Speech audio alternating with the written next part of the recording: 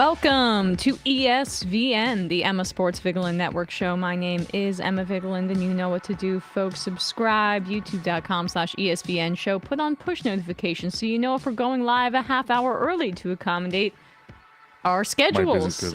Bradley's really busy schedule. What do I have to do? Obsess about the election more? Yes. Yeah, sorry. I'm putting you on an earlier timeline for that. That's fine. That's fine. Yeah, more hours in the day for me to just constantly obsess over it. Thanks a lot. You're welcome. It's only there's now I only have to now obsess over the Mets making it to the oh my goodness, I know. National League Championship Series for the first time in 9 years, because and also Robert Saleh getting fired. I know we haven't had a show since that time period. It's been a busy few days. The news cycle for everything is so fast. Really heating I mean, up. Again, for Breakneck politics, speed. we can't keep up with, like, we didn't even get to cover that Trump is just talking about eugenics all the time on the campaign trail and people's genes being better than the other one. But he has an interest in it. Yeah, I mean, I'm sure, like... His interest is being reignited in some of his favorite hobby horses, i.e. phrenology and race science. Who was the, big Supreme Court donor that had just an interest in Nazi memorabilia? Harlan Crow. That was Harlan Crow? Yeah. Yeah. He just has an interest in these kinds of things. It's just a hobby. Hello, Bradley. How are you today? Hello, I'm good. I mean, that Mets win last night was phenomenal. Oh, I was so hyped. I had so many emotions going on all at once, especially with the last few at-bats. I was so stressed out. Edwin Diaz comes in, and he's just like... He was like me. He was too jacked up. He was so jacked up. He threw, I mean, I don't know, out of his first 12 pitches, 10 of them had to have been outside of the strike zone. It was all, he walked two guys in a row. Do you remember when Ramona Singer said to Aviva Drescher? Yes, of course I do. Take a Xanax, calm down. That's what I wanted to say that's what I was saying to Edwin Diaz, which probably wasn't helping if he could hear me through the TV, because I was yelling at him to be calm while I was very, very clearly not calm. I mean, because I was having a panic attack that he was throwing ball after ball after ball, walking the first two batters to get basically the tying run or board, because it was 4-1. Yeah, so if they got two guys on base, Clemens and then Kyle Schwarber come on, right, and that could have been the tie right there. Yeah. But Diaz clamped down. The Mets ended up advancing, and now, I mean, they'll face the Padres or the Dodgers. And the Dodgers, who looked really, really good last night. That was, either one would be is a really difficult. But we've been saying that. We said it about the Brewers, proposition, and I say about the Phillies, and the Phillies. I was very impressed with this team's resolve to beat two opponents that I kind of thought were better than them going into it. And I don't know, have there been games played during the day today? Because I guess no, the Tigers and the Guardians play at 6 p.m. Tonight, But it was the Tigers are up on the Guardians, which is a little bit shocking, although we could see that could still go to 5 games. But the Yankees are up 2-1. Yeah, Giancarlo Stanton with a big homer to go ahead in that game yesterday, so they're up on the Royals. And then the Tigers are sort of the other. I almost feel like the AL counterpart for the Mets, in that they kind of struggled earlier in the season, had a really torrid end to their regular season to get into the playoffs, and knocked off the Orioles, who were one of the classes of the American League going into the playoffs. So I mean, the Yankees had like a dominant regular season in the American League. Yes, they've been the best team in my opinion. I could say they were sort of, in my view, maybe the best team in the league outside of the Dodgers. Are they going to choke? I mean, that's the question. And that's happened a number of times in the last few years of the postseason, that they've always kind of had the right stuff, and that have just kind of fallen apart in the playoffs. And unfortunately, Aaron Judge has had some real struggles in the postseason. Yeah. Which is unbecoming of unlike him, just because he's so dominant in so many aspects of the game. But it's just crazy that the Mets are the first team to advance. Yeah, no, it's so improbable. The championship, to the semifinals, essentially. Yeah, one series away from the World Series after having to play the extra. Final day of the regular season just to make it, having to win one of the doubleheader against the Braves to even make it, which was that marathon back and forth 7-6 game, yes, which was unbelievable in its own right. Then losing the final game in the wild card series before Pete Alonso's huge home run off of the Brewers closer Devin Williams, and then to go, and then win this one win this 3-1 in the best of 5 series against the division winners is just it's been a kind of team of destiny-esque run for the Mets so far. Well, I mean, I worry almost that they're the first to advance because now they have a break before they determine who they're playing in the Padres and the Dodgers. It's the kind of thing where like teams get hot at the right time. But look, the Mets were the worst team in baseball throughout the spring, and then they had the best record in baseball to close things out, or at least for a period, I think. So you can get hot at the right time. And, I experienced this with both New York Giants Super Bowl wins in my lifetime, which, the Giants were not the best team in the league either of those years, but they get hot at the right time and anything can happen. Absolutely. And I think so much of any sort of successful playoff run, even if it doesn't lead to a championship, does really rely on not just obviously skill and determination, but also a great deal of luck going your way in a number of different capacities. Listen, there's some aspects New York sports really thriving. Yankees in the playoffs, Mets in the playoffs, the New York Liberty in the WNBA finals. Totally. But we haven't even gotten to that. But, then there's the Jets. Hey, the Giants are 2-4 and the vibes are good. Yeah, vibes are good. Vibes are good over on the other side of MetLife Stadium, while on the other end of it, 2 and 3. Robert Saleh's been fired. 2 and 3. Jeff Ulbrich, the Jets defensive coordinator, has become the interim head coach, and Aaron Rodgers' buddy, unfortunately, Nathaniel Hackett, has been demoted as play caller for Todd Downing, who left. Which seems like for appearances, honestly. I mean, Rodgers 100% forced Saleh out, and I don't even think though he's very, very, very disappointed and takes great umbrage with people implying that he would do such a thing. He's never done anything like this before. I mean, honestly, I got a bunch of heat for saying, like, okay, Saleh wearing the Lebanon arm patch might have gotten him fired in part, or it could have been the final straw. And I know he's done that a few times, but I didn't notice it. I mean, it's clear, like, with Israel attacking Lebanon right now, that it's especially politically charged. But do people not know that the Jets owner was literally the ambassador to the UK under Donald Trump and is such a massive Trump fan? Like, this is the kind of thing that totally he could fire somebody over. Eric Mangini, the former Jets head coach, literally said, he was like, there's also a chance that because the team got kind of embarrassed and had a bit of a poor showing both on and off the field in London, where he was the ambassador to the UK under Trump, that Johnson was like, come on, man. Like, you come to my territory where I was literally a diplomat, and you crap the bed like this with our American export. No, that's the most probable thing that happened, by the way. The Lebanon thing, I think, is less probable. It's just something to consider. Definitely. But I think the most probable thing is that a petty, stupid-ass billionaire got annoyed that his one of the Rothschilds, he's embarrassed in front of his friends. And Nigel Farage were annoyed that the Jets. Why aren't the Jets winning, Woody? You said they were Super. You said they were Super. You said they were Super Bowl contenders. The bowl Woody. of super. No. No, it looks like they're more the mediocre bowl. Not today. I guess you're not getting invited to high tea.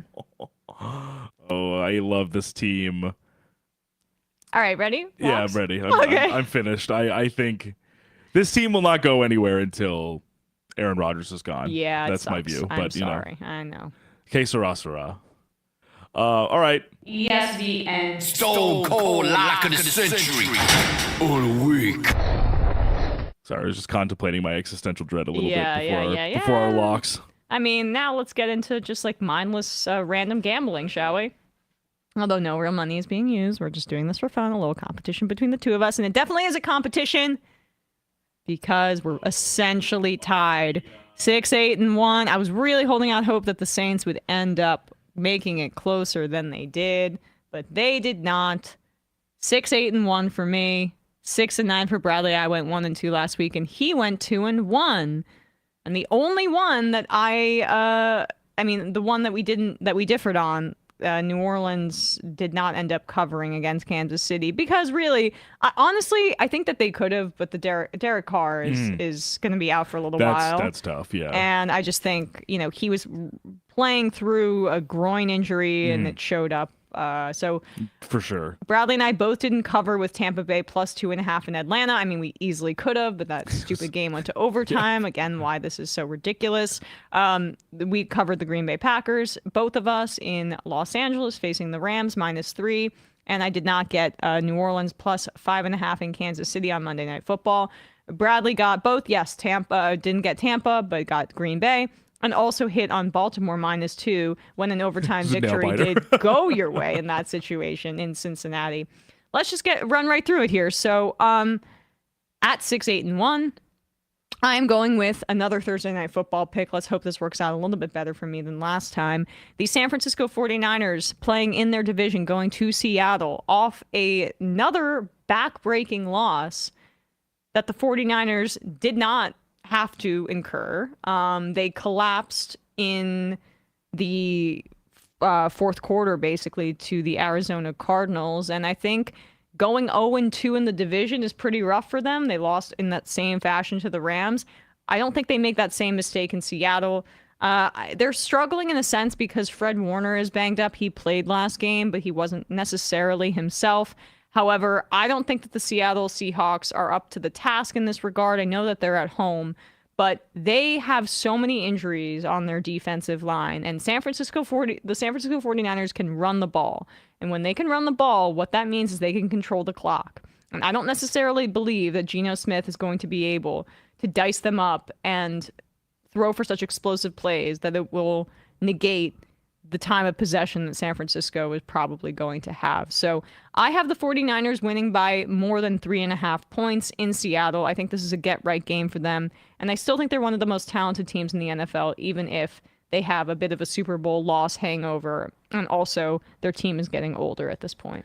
Yeah, I think the Seahawks performance against the Giants kind of recalibrated things for me because even on the defensive side, they weren't like fully injured. Like they had their starting linebackers back. Leonard Williams was in. So like as much as both sides of the ball having a few deficiencies that we hadn't seen show up a little bit kind of made me a little bit less bullish on them now after seeing that Giants game.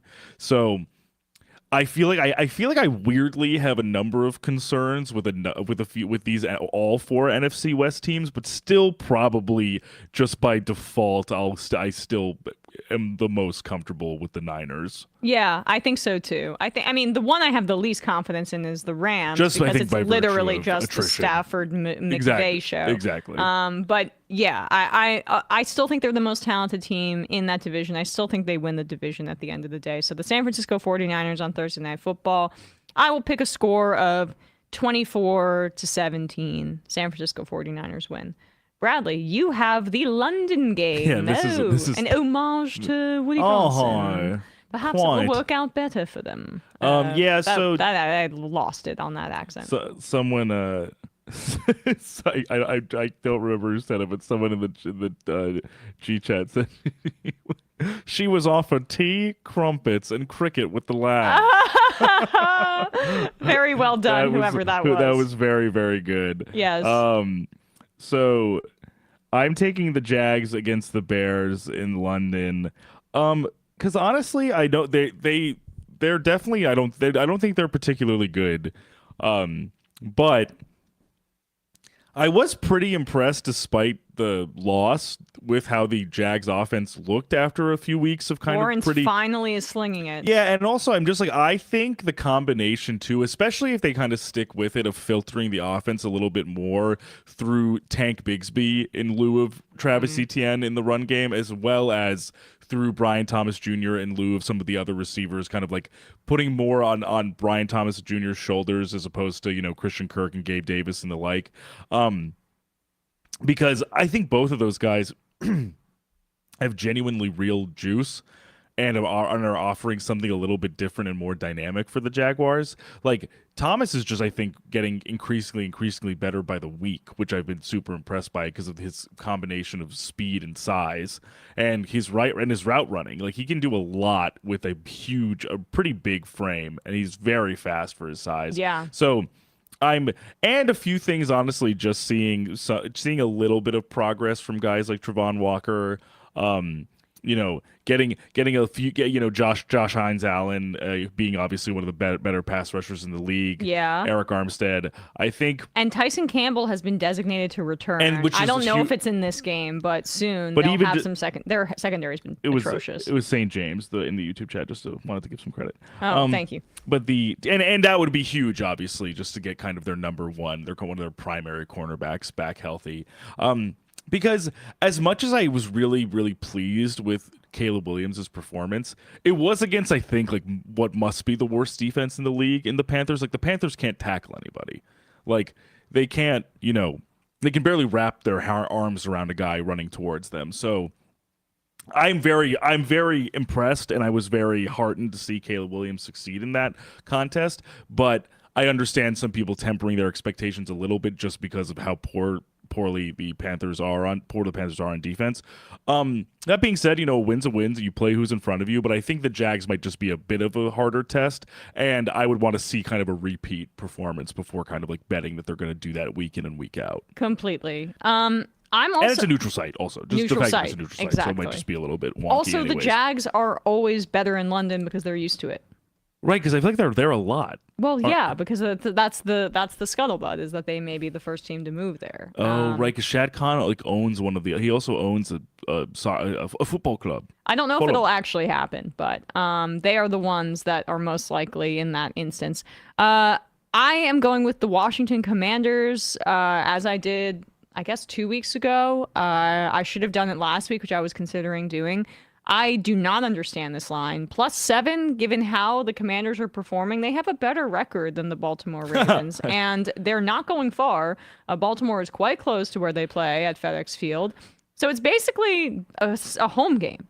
And they're trying to make their name for themselves, with Jaden Daniels being the new, hot running quarterback in the NFL. I mean, he's a phenomenal passer like Lamar is as well. Maybe a little bit more robotic in his arm, but he has a quick release and phenomenal mechanics and this cool, calm demeanor that I just think, he's a shoo-in for Rookie of the Year offensively at this point. So the Commanders' defense was shockingly better than I thought and look, the Cleveland defense, the Cleveland offense, I should say, is pretty horrible, but the Commanders' defense has done better than I expected this year. And Dan Quinn, I don't think he's a great defensive coach, but he at least knows how to coach a defense to a certain degree. And the Ravens are coming off an overtime victory in Cincinnati. So there's some fatigue there. And I just think this line is way too big. The Baltimore Ravens will probably still win this game, but I don't see it by being more than a touchdown. Jaden Daniels in that game against the Cleveland defense, he did not have his 80+% completion percentage, ridiculous stat line, but he still was phenomenal. He still can make plays with his legs. They still have really good receivers, and Terry McLaurin is making plays for that team. And so if they can hit some deep passes, I think they'll be in good shape. I also saw that Ronnie Stanley and Marlon Humphrey are do not practices as of yesterday. They'll probably still play, but just something to note. So I just think this line is too big. The Washington Commanders +7 in Baltimore. Yeah, I almost feel like you'd have to see this will. I think, of course, because I think the Ravens defense is pretty good. I think they're. It's not. I don't think it's as incredible as it was last year, just with some of both Mike McDonald leaving as well as losing a few of the key pieces. But I still think this is a big and good challenge for Jaden Daniels in the Commanders' offense. But as you said, they've really been rising to it in a number of different ways every week, and their offense is still, we're not off the capital K cliff just yet.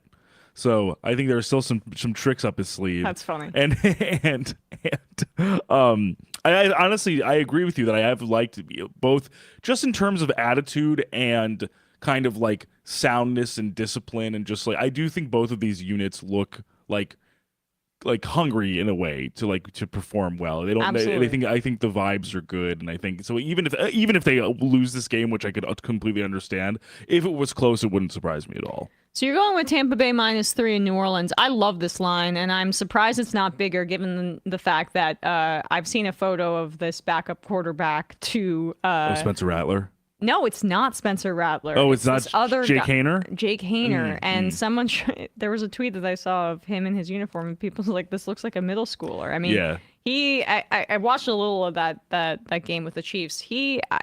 I think the Tampa's definitely going to win this game, especially after how they lost against Atlanta. And I honestly am regretting not going with this game. I think even with the home field advantage for the Saints, it's just going to be tough when so much of, even though I think there was obviously some frustration in the Chiefs game before Derek Carr went out because he there were some Derek Carr moves, a bit of a the gunslinger mentality, the kind of inaccurate or kind of imprecise gunslinger jumped out of him a little bit in the Kansas City game when it hadn't as much the first few weeks of the season. But I just think a lot is still at the end of the day, a lot of the cohesion rests with Derek Carr kind of being the marshal of the offense and going, even though I obviously have my strong criticisms of Carr, going from either Jake Hayner, who is like a second or third year guy who's not gotten a lot of playing time outside of the preseason, or to Spencer Rattler, a late round rookie who shows flashes, but there's a reason why he was a later round pick. He's a little bit older.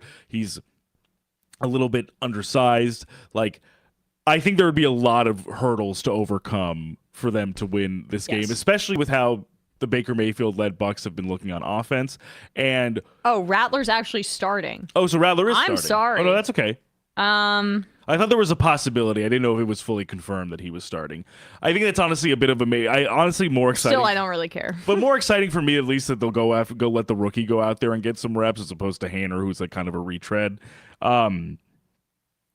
So I think it'll be interesting to see, but I just think, honestly, with the way the Bucs offense has been playing, and hopefully maybe a bit of a bounce back game from the Bucs defense because they were sort of diced up by the Kirk Cousins led Falcons on Thursday, it was last Thursday, right? Or was it Monday? It was last Thursday. Last Thursday. Yeah. But yeah, I just kind of I would struggle to think unless Rattler has like an incredible performance that the Bucs take it pretty easily. All right. Well, I'm going with the Indianapolis Colts plus 2.5 in Tennessee. I think, they got a bit of a jump by Mason Rudolph coming in. I'm not necessarily sure that holds over. And I like either Richardson or Joe Flacco over Will Levis or Mason Rudolph. Yeah, even the Flacco-led offense, there was still some fireworks in that. Oh my God, they almost won the game in the Colts game. And I just think the Indianapolis Colts are better coached. I think that the Tennessee secondary is a real problem. Like Chidobe Awuzie is on IR, but L'Jarius Sneed, it looks like once again the Chiefs know what the hell they're doing. They traded him at the right time. Sell high. He's not having a great year. And so I just feel like if Joe Flacco in particular is back there, they're going to just dice them up. And my one concern is that the Indianapolis Colts run defense is really poor. And they actually have a pretty damn good trio there in Tajay Spears and Tony Pollard, who's still underrated by people in Tennessee. But I just don't trust either quarterback. Yeah, I think the Colts are going to be able to keep up with them. So I'm going with the Indianapolis Colts plus 2.5 in Tennessee. Yeah, it was interesting, I think, when Rudolph came in for Levis, that basically the run game did seem quite effective. Like the platoon of Spears and Pollard. But like Rudolph could not really get a ton going at all. Totally. So I think I totally see it for Indianapolis. All right, your last pick, go really quick. Steelers Raiders. Steelers -3. I just think the vibes are horrible in Vegas right now. Oh yeah. Don't believe in Aiden O'Connell. The Raiders don't have a home field advantage. Basically, it's a tourism stadium. The Steelers, I think, could have a bit of a bounce back against this Raiders defense, and obviously outside of Max Crosby, I don't think is that kind of dynamic. He's only one guy, even though he's an incredible player. I just think the vibes are rancid. Yep. There's a clear standoff between Devontae Adams and Antonio Pierce going on. Gardner Minshew's been benched. It's just Tom Telesco was running the show. It's completely inexplicable what's going on in Vegas right now, and I think the Steelers are just organizationally in a better spot, even with George Pickens being a little bit and they've lost 2 in disgruntled. A row. So I think they're going to want to get back on track. This is a game they have to have. So I'm going with Thursday Night Football, the 49ers -3.5, the Commanders +7 in Baltimore, the Indianapolis Colts +2.5 in Tennessee. Bradley's going with the UK game, the London game, Jacksonville Jaguars Right, plus governor. 1.5. The Bucks -3 and the Steelers -3. The Bucks are playing in New Orleans and the Steelers are playing in Vegas. Look, it's like, did we take every away team? We took We all took road guys. I mean, we all took road teams. The Jaguars are. We all took road teams. Yes, even technically with the Jags. Yeah, exactly. in London. Damn it! Maybe I like your picks more than mine. Shit. All right. Just the way I like it. So Bradley is on vacation next week I am. for his wife's My wife's birthday. We're gonna figure something out. We'll probably do some NBA stuff. Maybe get Matt Leck in there, and Bradley will be communicating his picks. Yes, I will. Perhaps I'll do a live stream or something like that just to give people the rundown. So, looking forward to when you come back. We'll be back with more episodes. Bye-bye. Bye-bye.